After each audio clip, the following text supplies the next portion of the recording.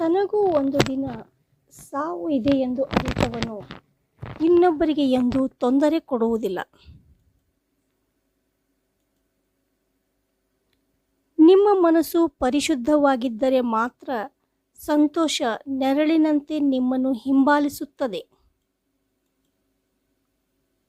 ಧ್ಯಾನ ಹೆಚ್ಚಾದಂತೆ ಜ್ಞಾನ ಹೆಚ್ಚಾಗುವುದು, ಜ್ಞಾನ ಹೆಚ್ಚಾದಂತೆ ಮೌನ ಹೆಚ್ಚಾಗುವುದು.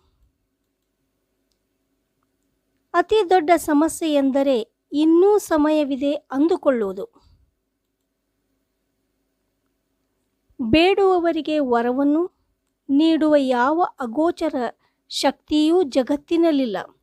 ವ್ಯಕ್ತಿ ತಾನೇ ತನ್ನ ಪರಿಶ್ರಮದಿಂದ ಗಳಿಸಬೇಕು. ಸೋಲು ಹೇಡಿಗಳನ್ನು ಹಿಮ್ಮೆಟ್ಟಿಸುತ್ತದೆ, ಶೂರರನ್ನು ಪ್ರೋತ್ಸಾಹಿಸುತ್ತದೆ. ನಮ್ಮ ನಡೆನುಡಿಗಳು ನಮ್ಮ ಧರ್ಮವನ್ನು ಹೇಳುತ್ತದೆ. ಅದನ್ನು ತಿಳಿದು ನಡೆಯಬೇಕು, ನುಡಿಯಬೇಕು. ಇಲ್ಲದಿದ್ದರೆ ನೀನು ಧರ್ಮಭ್ರಷ್ಟನಾಗುವೆ. ಗತ ಜೀವನ ಎಷ್ಟೇ ಕಠಿಣವಾಗಿತ್ತು ಎಂಬುದು ಮುಖ್ಯವಲ್ಲ. ಏನನ್ನೇ ಆಗಲಿ ಹೊಸದಾಗಿ ಆರಂಭಿಸುವ ಅವಕಾಶವಿದ್ದೇ ಇರುತ್ತದೆ ಎಂಬುದನ್ನು ನಾವು ಮರೆಯಬಾರದು. ಪ್ರಾಣಿಗಳನ್ನು ಹಿಂಸಿಸುವನು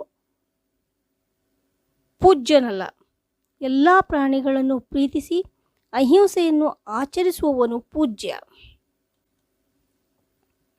ನಿನ್ನಲ್ಲಿ ಒಳ್ಳೆಯ ಮನಸ್ಸಿದ್ದರೆ ಬೇರೆಯವರ ಶಾಪವೂ ಆಶೀರ್ವಾದವಾಗುತ್ತದೆ.